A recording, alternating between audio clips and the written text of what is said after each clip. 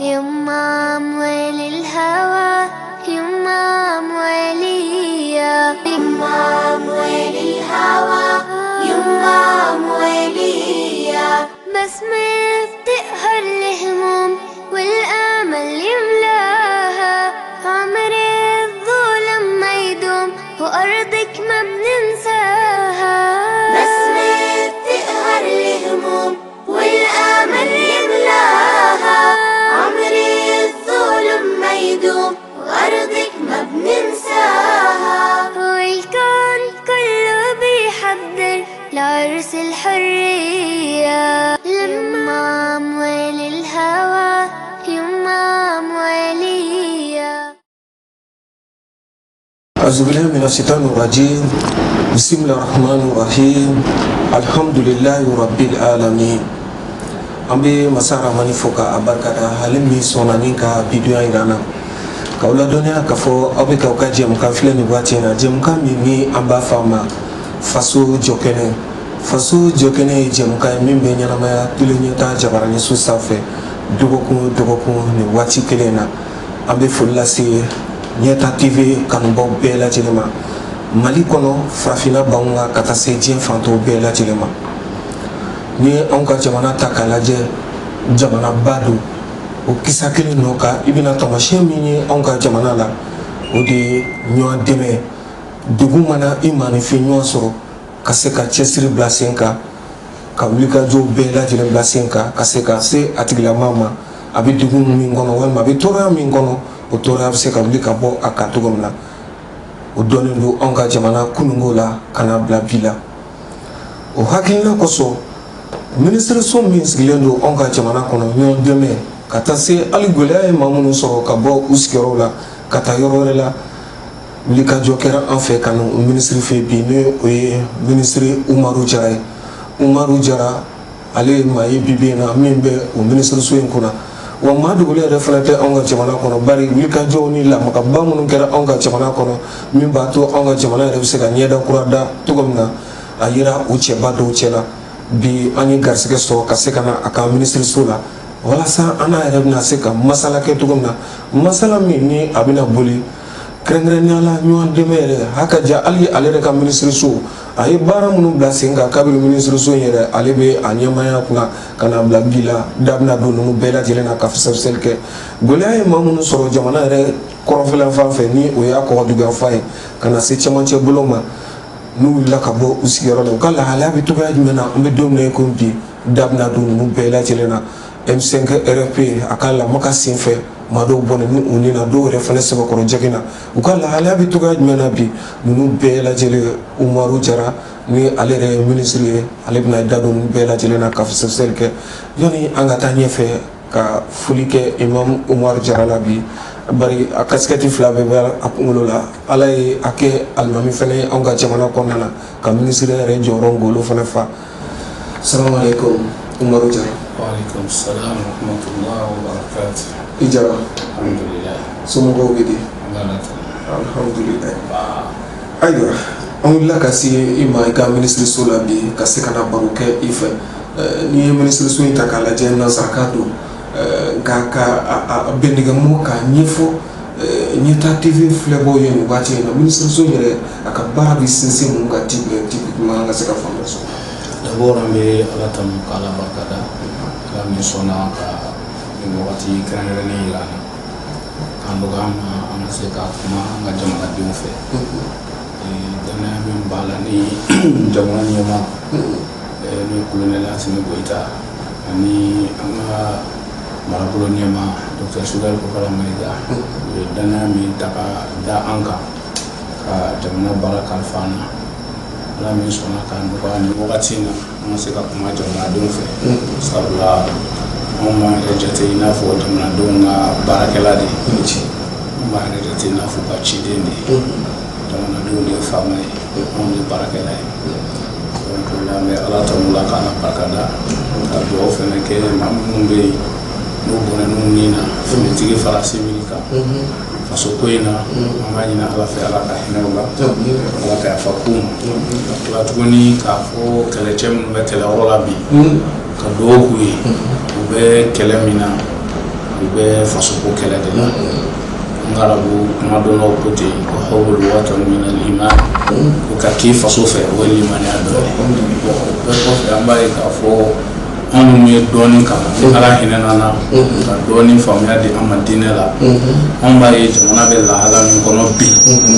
kira kumana nin bɛɛ kan waati tɛmɛnenw na kɛrɛnkɛrɛnnenya na minnu nani bɛ bi an faso kan ni diinɛ tɔgɔ ye ala kira b'a fɔ an ɲɛna alayhi salatu wassalam a ko wagati dɔ bɛna se dɔw bɛna wuli k'u bɛna kɛlɛ kɛ ni silamɛya tɔgɔ ye u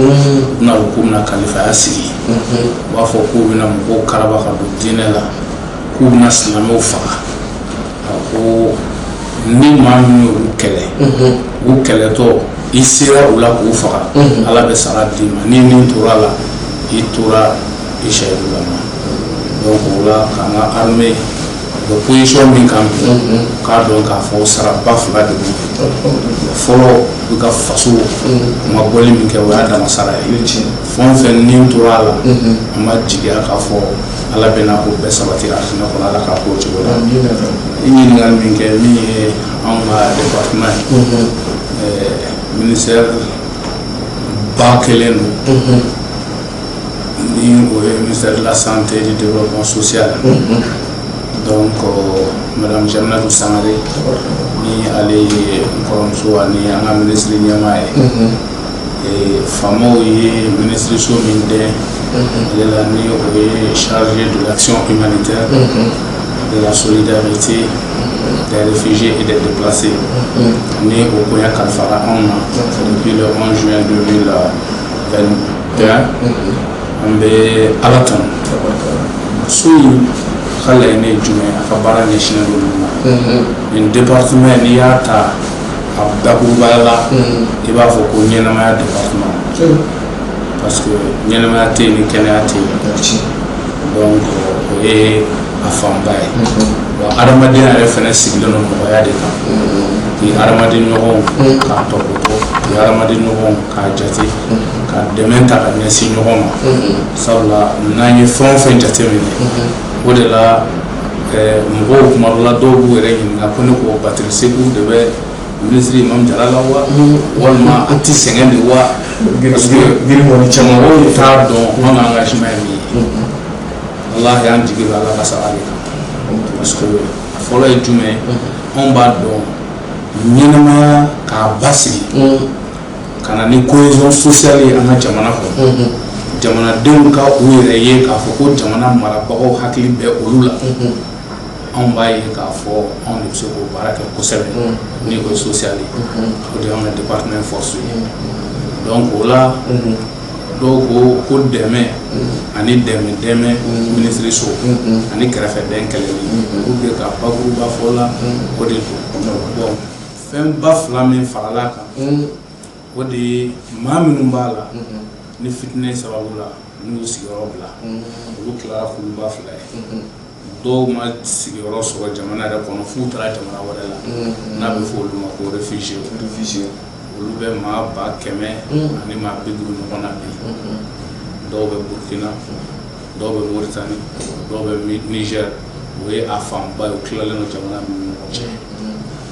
dɔwɛrɛw bɛ yen olu bɔra u ka sigida fɔlɔ la mais u ye sigiyɔrɔ sɔrɔ jamana yɛrɛ kɔnɔ n'olu welela ko déplacé interne donc olu bɛ maa bi olu bɛ maa 300 ani maa 50 ɲɔgɔn na donc ka jamana ɲɛmaa ka danaya dan an kan an ka ɲɛsin ninnu ma cogo min na u bɛ se ka tɔbɔtɔ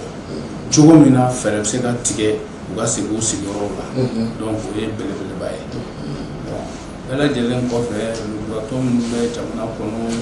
dɛsɛbagatɔ minnu bɛ a nɛmu an ka département ye hinɛ ministre so de ka hinɛ k'a tagi maa ɲɔgɔn sɛgɛrɛ ala ka faamuya ko ɲuman da Umaru Jara an bɛ i fo nin walawalali in na min bɛ se ka kɛ sababu ye jamana kɔnɔdenw caman bɛ yen nɔ u ka faamuyali sɔrɔ e yɛrɛ ka nin département in na i bɛ cɛsiri min kɛ a ɲɛsin bɛ mun ma jamana kɔnɔdenw ka bɔ kun fana b'a ka faamuyali ba sɔrɔ nin walawalali in diyara n ye kosɛbɛ nka i da na se yɔrɔ min ma sisan o de ye kɛlɛ walima gɛlɛya ye minnu bɔ u sigiyɔrɔ la ka taa n'u ye jamana yɛrɛ fan wɛrɛw fɛ n'a ka diya ka taa n'u ye jamanaw kɔ kan olu ka lahalaya n bɛ don min ko bi lahalaya kɛrɛnkɛrɛnnen don bari an bɛ se k'a fɔ Mali bɛ nin degun kɔnɔ kabiri san 2012 waati ka na bila an bɛ don min ko bi déplacés internes ka taa se réfugiés ma u ka lahalaya bɛ cogo jumɛn na bi. D'abord an bɛ Ala tanu parce que d'abord kɛlɛ min y'an sɔrɔ y'o de fɔ ni kɛlɛ wajibiyara an kan an bɛ kɛlɛ kɛ kɛlɛ la maa si tɛ gagné bɛɛ de bɛ perdre min bolo k'ale ye se sɔrɔ mɔgɔ dɔw bɛ sa dɔw bɛ jogin minnu tɛna kɛnɛya tuguni min bolo k'ale perdra o cogo kelen don donc adamaden kelen don ni ka bon Ala bolo yɔrɔ mɔgɔ kelen mana to ko o la o kɛra koba de ye donc o de la fɔ ko fitinɛ ma ɲi fitinɛ de bɛ maaba kɛ maa ni yɔrɔ kelen ale de bɛ dugu duman kɛ dugu goma ye o hukumu kɔnɔna na maa minnu kalifara n na ni nin lajarabi y'u sɔrɔ n y'a fɔ cogo min na réfugié olu ka koɲɛ la an bɛɛ lajɛlen b'a kalama diɲɛ tɔnba dɔ bɛ yen n'a bɛ fɔ o ma ko le Haut Commissariat des Nations Unies pour les réfugiés o ye jɛkulu ye diɲɛ tɔnbaw kɛlen don ka min sigi sen kan min bɛ hakili jagabɔ kɛ maa minnu taara asile la olu bɛ se ka na sira damadɔ fɛ dɔw bɛ yen politiki kɛlɛ sababu la a sera n'a nin ye a bolila ka bɔ a ka sigiyɔrɔ la ka taa jamana wɛrɛ la statut d'asile ale bɛ se ka réfugié statut de réfugié ɲini anw ta in ɲɔgɔnna na kɛlɛ sababu la o fana b'a la a bɛɛ lajɛlen min na hukumu kɔnɔna na bon o maa ba 100 ni maa ba 50 min bɛ Mali kɔkan bi ni maa ba 70 ni dɔɔnin o bɛ Mauritanie maa ba 60 ni dɔɔnin o bɛ Niger maa ba 25 ni dɔɔnin o bɛ Burkina ninnu ka segili convention de b'a la c'est-à-dire bɛnkanw de b'a la diɲɛ kɔnɔ min yɛrɛ bɛ dɛmɛ min bɛ se u ma a tɛ i n'a fɔ ko hinɛ don dɛ u ka hakɛ de don min n'a kan ka kɛ u ye n'an b'a fɔ o ma ko la convention de Genève min siyɛna diɲɛ jamanaba caman fɛ Mali y'a ratifié de 1951 convention de bɛ kuma kɛrɛnkɛrɛnnenya na maa min bilara nin réfugié statut kɔnɔna na ani mun ka kan o dɔ ye jumɛn o de ye a ka protection intégrité physique la n'a ma ɲɛ a bolila ka taa nin jamana in kɔnɔ fɛn fɔlɔ min bɛ yen o ye jamana in ka se k'a kunbɛn k'a tɔpɔtɔ k'a nin kana donc hukumu kɔnɔna na a bɛ to jamana min na olu kan ka hakɛ dɔ kɛ a bɔra jamana min fana kɔnɔ olu kan ka hakɛ dɔ kɛ i n'a fɔ anw bɛ contexte min kɔnɔna na pour que an ka jamanaden minnu taara jamana kɔ kan u ka n'u yɛrɛ ye i n'a fɔ maliyɛnw ɲɛna kɛra minnu kɔ an ye convention an ye accord dɔ signé accord min n'an b'a fɔ o ma ko accord tripartite o rencontre in a bɛ kɛ Mali ani jamana ba saba ye ni ɲɔgɔn cɛ u taara minnu na Mali ni Niger Mali ni Burkina Mali ni Mauritanie HCR de y'a sabanan ye donc accord bɛ an ni Burkina ni HCR cɛ min na an bɛ ɲɔgɔn sɔrɔ wagati ni wagati ka sigi ka jateminɛ kɛ réfugiés ka hakɛ ye jumɛn mun kun fɔra k'a bɛ k'u ye a kɛra wa a ma kɛ donc accord bɛ yen donc o la u ka kɛnɛya ko u ka dumuni ko u bɛ si yɔrɔ ninnu na u ka cadre bɛ cogo min na ani minnu bɛ yen nɔ n'u ye demande d'asile ɲini pays d'accueil la a dir'u ma wa a ma d'u ma wa u yɛrɛ bɛ se ka sensibiliser cogo min pour que u ka segin ŋaniya siri u yɛrɛ ye yaasa ka segin ka n'u faso la donc o baara bɛɛ sen na an bɛ ka min kɛ min ma kɔ tigɛ hali se kɔni kelen minnu fana ye o baara in kɔnɔna na ni kɛlɛ binna dugu kan yɔrɔ mɔgɔw bɛ cɛ i b'a sɔrɔ den bɛ taa fa dɔ fɛ ba bɛ taa fa dɔ fɛ muso bɛ taa ainsi de suite an sera ka baara kɛ bi Mali réfugiés bɛɛ a déplacés bɛɛ mɔgɔ fɛn o fɛn kun tununa ɲɔgɔn na fɔ minnu sara sinon a bɛɛ sera ka i somɔgɔw ye bi n'i y'a sigi kɛmɛ sara la o kɛmɛ sara la 95 bi an sera k'o famille fara ɲɔgɔn kan donc o kɛra exploit ba ye an sera ka min kɛ an ka baara kɔnɔna na o kɔfɛ min ye déplacé interne ye minnu bɛ faso kɔnɔ yan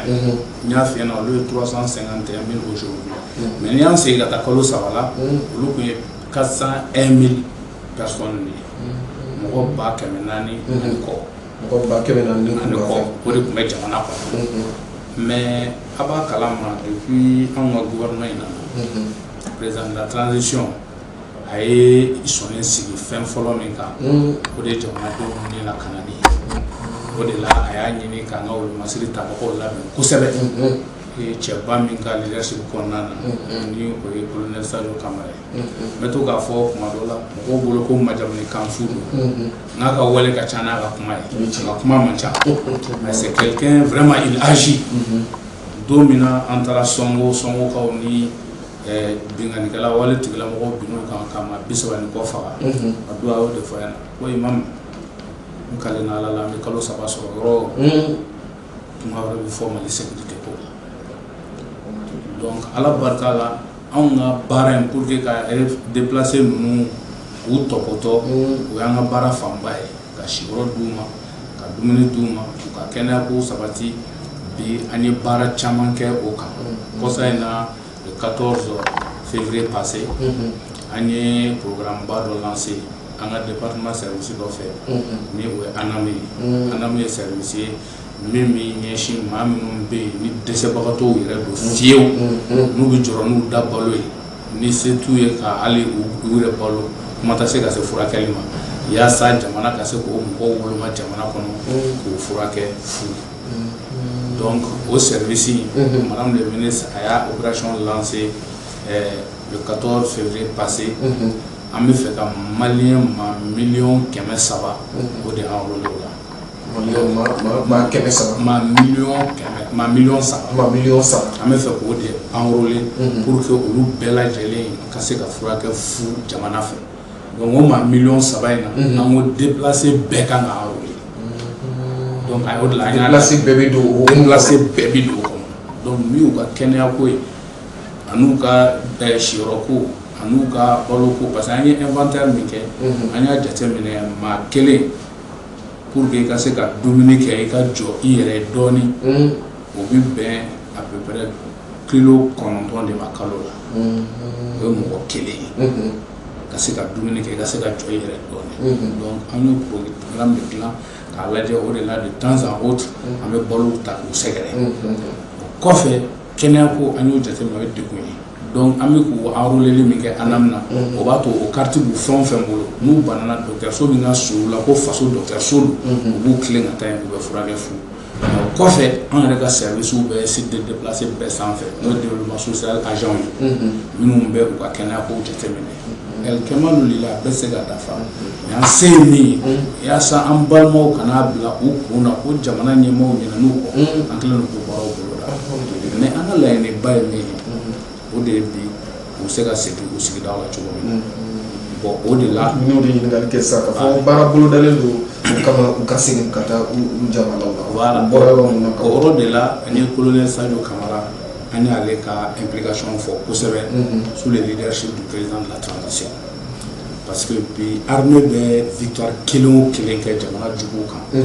o ye baara ɲɛ 10 de ye anw bolo pour que ka se k'an balimaw lasegin ka taa u sigida la donc o de la pour que k'a jira jamanadenw na k'a fɔ tiɲɛ don tiɲɛni ka nɔgɔn ni dilanni ye mais pour que k'a jira bi ko basigi bɛ ka na dɔɔni dɔɔni indicateur min b'anw bolo fɔlɔ o de ye maa 400,000 kalo 3 kɔnɔ maa 51 ɲɔgɔnna de segira u yɛrɛ ka t'u sigida la k'a sɔrɔ anw ma transport d'u ma anw ma foyi d'u ma o yɛrɛ y'a jateminɛ bi an bɛ se ka segin ka taa an ka so n'u segir'u yɛrɛ ma donc o b'a jira k'a fɔ armée ye opération ba 2 min lancé n'o ye opération Maliko ani opération Kɛlɛtigi a bɛ ka na ni basigi ye jamana kɔnɔ donc o de la n'a y'a jateminɛ wagati la anw yɛrɛ bɛ jamana fan bɛɛ laɲini ye jumɛn pour que k'a dɔn tiɲɛ don an balima ninnu kan ka segin mais n'u bɛ segin mun kan ka kɛ mun kan ka bila sen kan yaasa ka segin nɔgɔya donc o de la an ka taama ninnu senfɛ bi Ala barika la an ye baara caman de jateminɛ min kan ka boloda o baara in kɔnɔ dugu dɔw bɛ yen olu cira entièrement donc mun kan ka kɛ k'a siyɔrɔ labɛn u ye o programme taara dugu dɔw bɛ yen ta u kɛnɛyaso u tiɲɛna u kan ka segin ka dilan o programme taara kalansow tiɲɛna u kan ka dilan o programme taara o bɛɛ lajɛlen kɔfɛ samiya ma ɲɛ kosɛbɛ bon hali san fitinin min nana yɔrɔ minnu na u ma se ka sɛnɛ kɛ donc n'u segira ka taa kalo kelen kalo fila ɲɔgɔn na ka se ka o balo assurer u ye yaasa u ka jɔ u yɛrɛ ye o kɔfɛ ka tila tuguni k'a lajɛ ka musakanin di sigilen mɔgɔ sigitaw ma min tun ye jagomisɛnnikɛla ye a bɛ se k'a ka jagomisɛnnin reprend a yɛrɛ cogo di min tun ye bagan marala ye a bɛ se k'a ka bagan mara reprend a yɛrɛ cogo di min tun bɛ baara min kɛ n'an b'a fɔ o ma ko activité génératrice de revenu donc an y'o vaste programme de dilan donc n'i y'a jateminɛ bi an ka zone ninnu touchera kosɛbɛ kosɛbɛ déplacement in fɛ o ye la région de Ségou la région de Mopti la région de Tombouctou la région de Gao la région de Kidal donc olu bɛɛ de b'o kɔnɔ Menaka ninnu fɛn bɛɛ bɛ don o kɔnɔ c'est-à-dire k'a daminɛ n b'a fɔ dɔrɔn k'a daminɛ région de Ségou la fɔ Kidal donc mouvement in fanba b'o kɛra o de kɔnɔ le delta central donc c'est pour vous dire an bi commune tɛ yen commune min kɔnɔna ni déplacement kɛra a kɔnɔ ni ne ye programme min dilan pour le retour ni an ma se commune min ma donc o plan o b'a jira k'a fɔ maa o maa ni degun y'a sɔrɔ k'a bɔra a sigiyɔrɔ la ka taa jamana fan dɔ fɛ an bɛɛ bɛ ɲɔgɔn kɛmɛ siga foyi t'a la donc o plan in o tracelen b'an bolo ni ala sɔnna a ma an bɛ n'o waleya segili in fɛnɛ pour que halisa k'a labɛn degun wɛrɛ kana y'a la an ye innovation ba dɔ kɛ innovation ye jumɛn ye an bɛna jigiya dugu sigi le village d'espoir sisan maa min misali don maa min kun sigilen don Sogonikɔ a bɔra Sogonikɔ san 1 san 2 san 9 san 10 a segira ka na min b'a ɲɛ Sogonikɔ a t'o dɔn yala maa jugu minnu binna jamana kan o tɔw bɛ Sogonikɔ kɔnɔ halisa wa o dɔnnen tɛ donc an bɛna dugu de labɛn déplacé minnu ka surun fɛn o fɛn bɔ Tombouctou région na ka dugu dɔ labɛn Tombouctou ville alentour la u bɛɛ bɛ taa yen fɔlɔ o bɛna kɛ jigiya dugu ye yen nɔ à partir de là-bas o kɛ i n'a fɔ village tampon u bɛ sigi yen ka sɔrɔ k'u ka sigili labɛn dɔɔnin fɔ ka taa bɛɛ sigi ka buguda la a b'a to maaw tɛ tunu a b'a to maa jugu minnu bɛ yen nɔ ni armée selen d'u la u tɛna n'u ɲagami maa sigitaw la k'u labɛn tuguni ka jamana kɛlɛ donc o de la n ko le village d'espoir donc ala barika la an y'o programme labɛn an bɛ n'o dɔ kɛ Segu ka dɔ kɛ Mopti ka dɔ kɛ Tombouctou Gao ta yɛrɛ daminɛna ka ala ka faamuyali ko ɲuman Imam Umaru Jara an y'a ye k'a fɔ nin waati laban ninnu na minisiriso min ne b'a kɔnɔ i ka lamɔ ka fanga bonyana kosɛbɛ an yɛrɛ nana jaabiw ye kɛrɛnkɛrɛnnenya la Marebugu i ye tagama kɛ ka taa yen nɔ nin wulikajɔba ye ni nin lamɔba ye i fɛ i bɛ se k'i da don a la nka ni ala sɔnna ma baro tako filanan na an bɛ segin ka na i ka se k'i da don a la ka wala kɛ ni ala ka jɛ. N balimamuso an bɛɛ tun sigilen bɛ ka don min kɔnɔ o de sera baramuso makɔrɔni bɔra makɔrɔni kalite ɲumanba ɲagami foyi foyi t'a la wa a bɛ bugun baramuso makɔrɔni kunbaba b'a la misɛmani b'a la hali vermicelle makɔrɔni sɔngɔ ka di a tobi ka di wa a tɛ nɔrɔ a tɛ nɔɔni a foroko kumaba ye 80 ye min y'a foroko fitinin ye ale bɛ sɔrɔ 40 dɔrɔn ayi bi jamana in gwadennaw bɛɛ bɛ girin makɔrɔni kelen mun nɔfɛ ale de don baramuso makɔrɔni baramuso i ta i ka kow ye foli ani tanuni k'o lase aw kelenkelenna bɛɛ lajɛlen ma mankutu kɔfɛ an bɛ segin ka na an ka jɛmukan kɔnɔna na jɛmukan min ni an b'a wele faso jɔ kɛnɛ n'a bɛ ɲɛnamaya ɲɛta TV Jabaranin so sanfɛ dɔgɔkun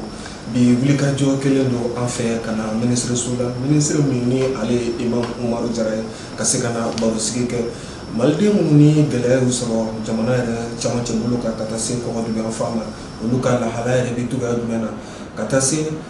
ka bɛrɛbɛrɛ walima fɛɛrɛ minnu bɛ ka bila sen kan u yɛrɛ bɛ se ka segin ka taa u sigiyɔrɔ kɔrɔ la cogo min na dan na don ni caman na ni ka fɛsɛfɛsɛli kɛ ale yɛrɛ bɛ minisiri somɔgɔw kunna baro daminɛ la ɲɛfɔli caman kɛra o yɛrɛ ka wulikajɔ n'o ka baaraw la nka ɲininkali tun nana da yɔrɔ min na sisan Umaru Jara o de ye lamagaw caman bɛ ka kɛ e fɛ girin caman bɛ k'i fɛ minisiriso in kɔnɔ kɛrɛnkɛrɛnnenya la an y'i ka jaw ye Farabugu Maribugu ninnu wulikajɔ minnu bɛ ka k'i fɛ a bɛɛ bɛ don hukumu jumɛn kɔnɔna na halisa i ka minisiriso ka wulikajɔw don wa?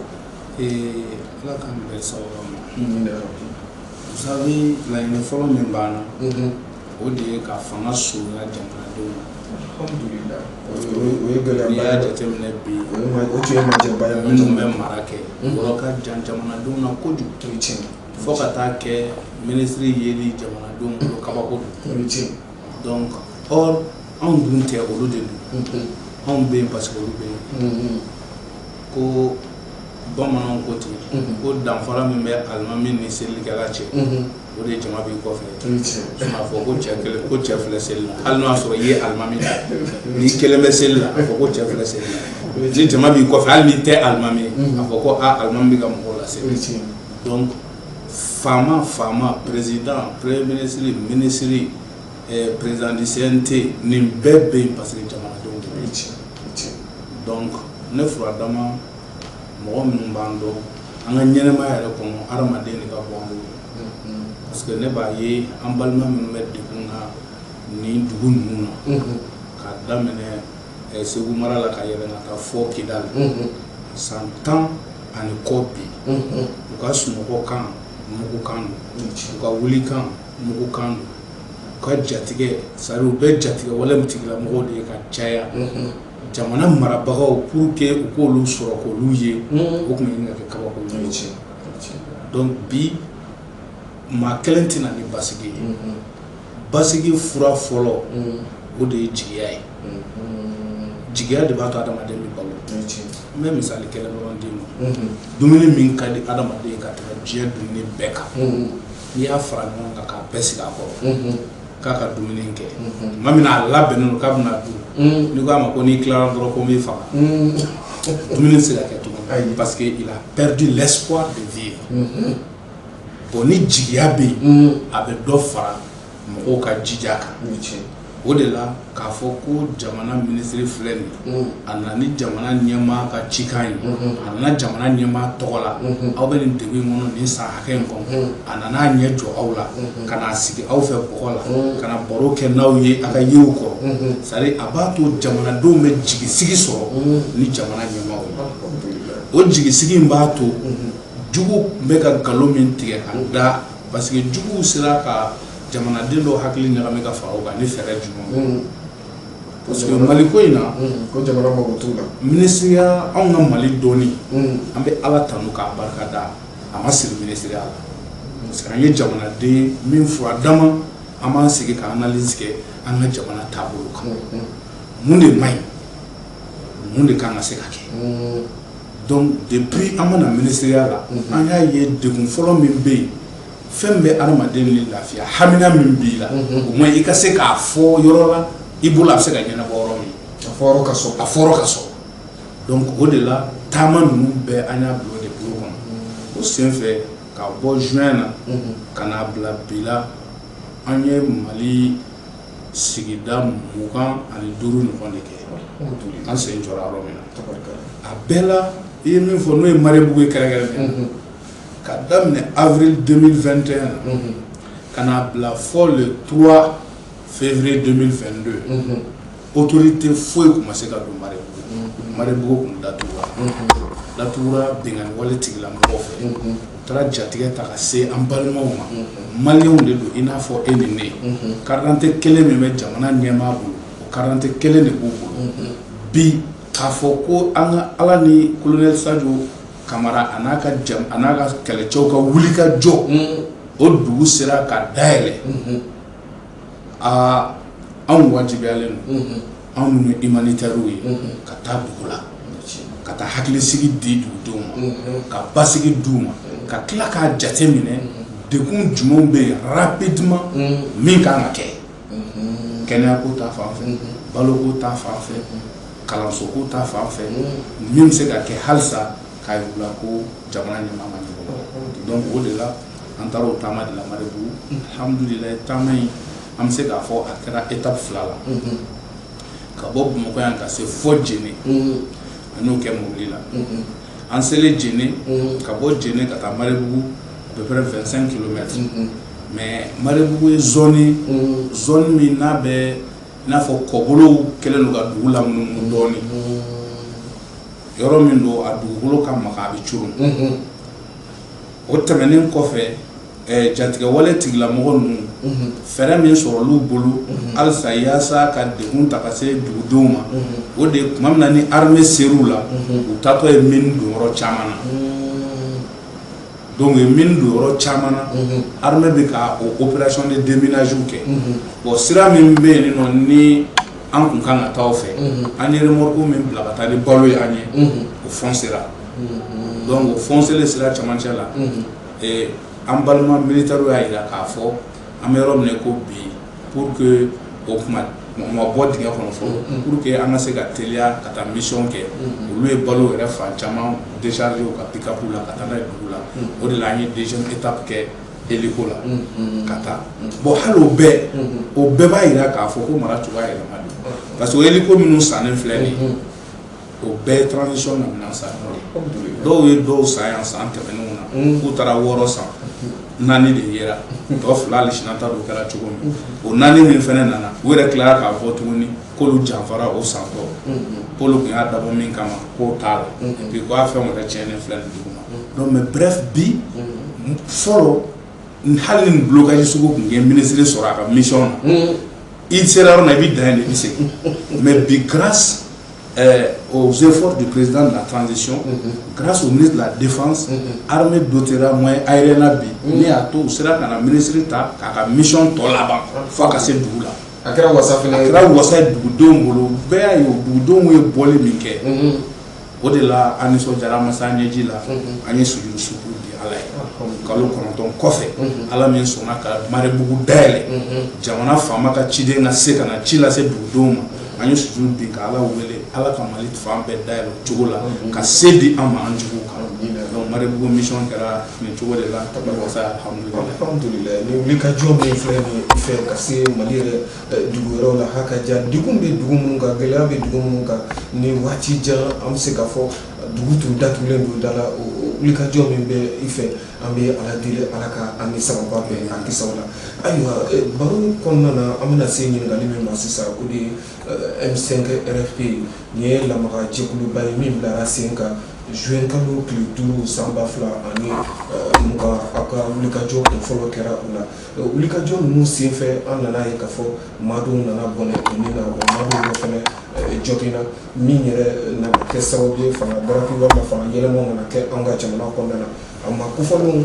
waati tɛmɛnenw na ka damakasi n'u ka kulekanw tun nana caya ka jira k'a fɔ ɲina kɛr'u kɔ u ka lahalaya a bɛ cogoya jumɛn na bi maa minnu bɔlen n'u ni na hakaja ka taa se maa minnu jɔgina a kisa bɛ cogoya jumɛn na Umaru Jara. N bɛ Ala tanu k'Ala barikada n'o de fɔ n ko jigi ka fisa ni fa ye n b'a dɔn i famana wa u mankan mɛn n famana k'u mankan mɛn o ye tiɲɛ parce que mɔgɔ dɔ bɛ yen a ka hɔrɔnya la i ka tiɲɛ fɔ a ye a b'o kanu i ka nkalon tigɛ ka tila ka fɛn d'a ma tuma min na ni baara kalifara na i b'a dɔn minisiri baara minisiri bɛɛ n'a jɔyɔrɔ de don dossier min don dossier in bɛ justice ka bolo kan n'i y'u ka IC ɲininka o fɔlɔ b'a f'i ye k'a fɔ ko dossier in bɛ kiiri bolo min kan k'a taabolo ka ɲi o ye o yɛrɛ ka IC ne na o kɔfɛ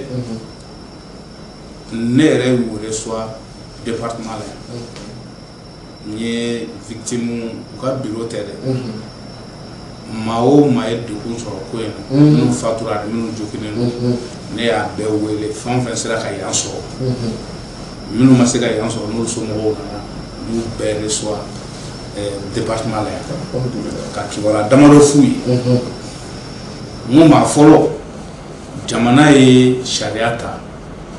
sariya min k'a daminɛ 1960 la ka na bila fɔ bi la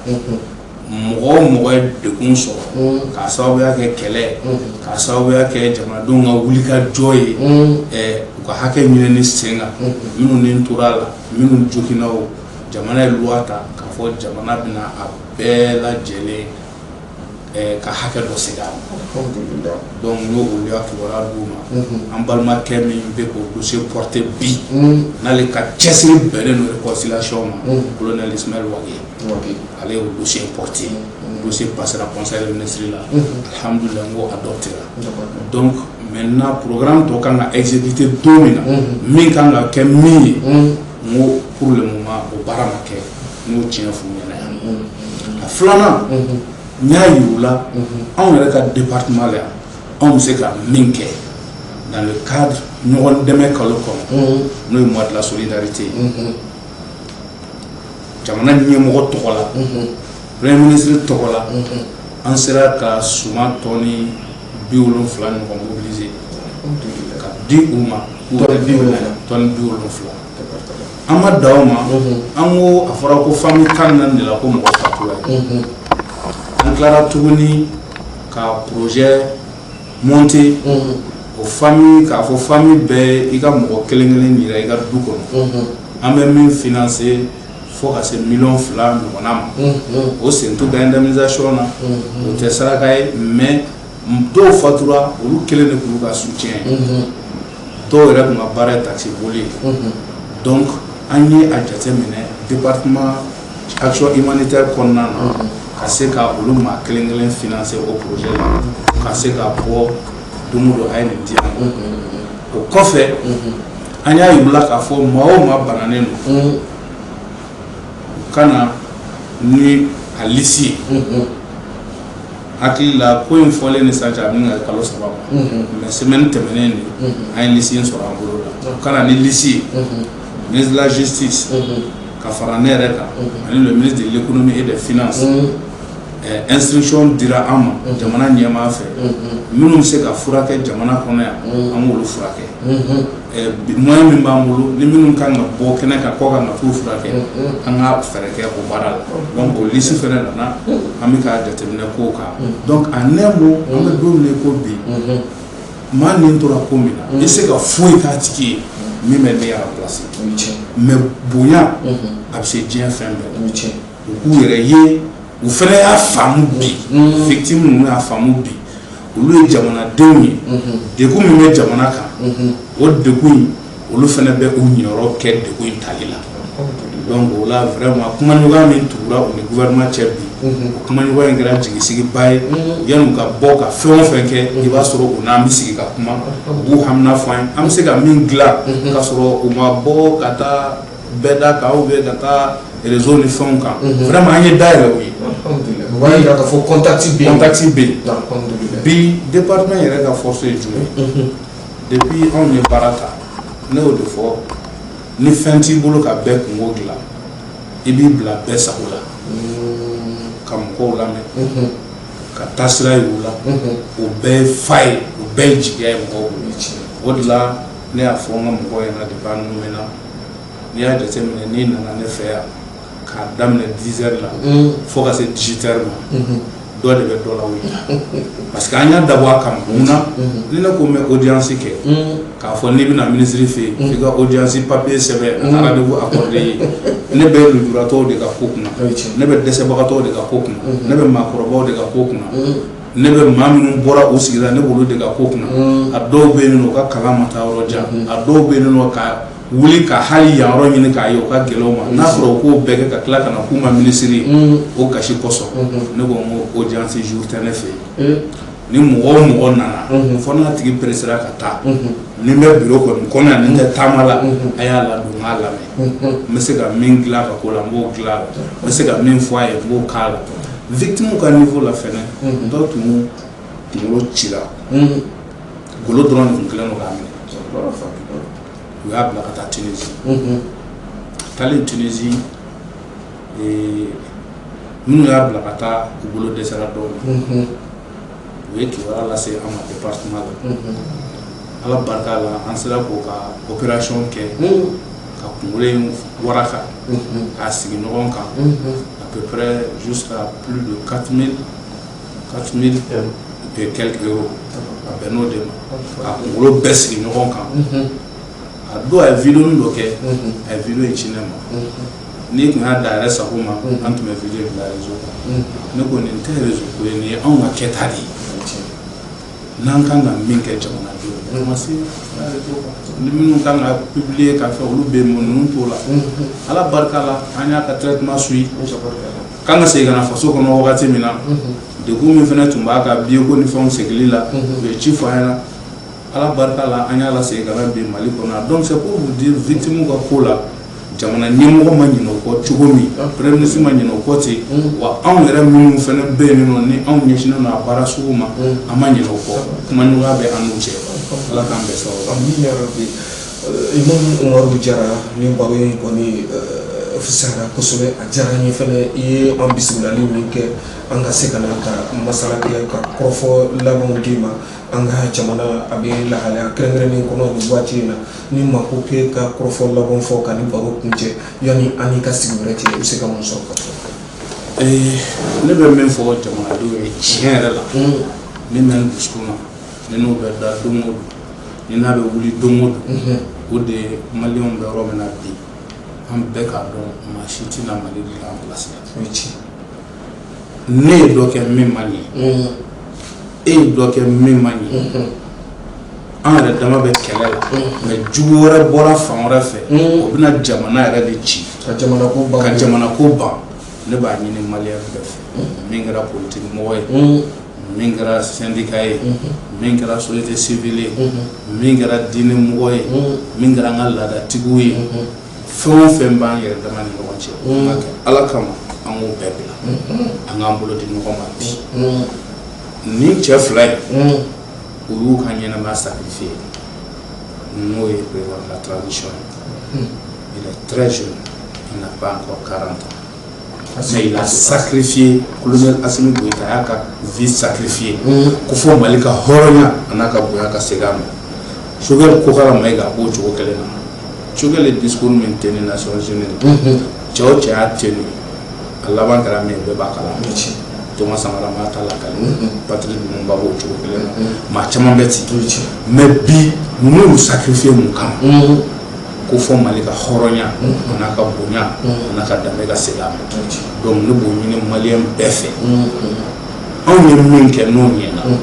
an ka jɛ an ka barika don o la min ma ɲɛ ni min bɛ se ka lettre ci an ma i bɛ se ka wuli ka se an ma k'an bilasira ni min ye an ka baara k'o kan mais min bɛ min ni ɲɔgɔn cɛ an k'an bolo di ɲɔgɔn ma an y'an bolo di ɲɔgɔn ma k'a dɔn ko jamana tɛ jamana dan jamanaden de bɛ jamanaden dan wa siga foyi t'a la Mali ni ala sɔnna ma ala ka layidu min bɛ yen innamal usri yusra k'a fɔ ko ale ala bɛ gɛlɛya tiɲɛ ta ni nɔgɔya de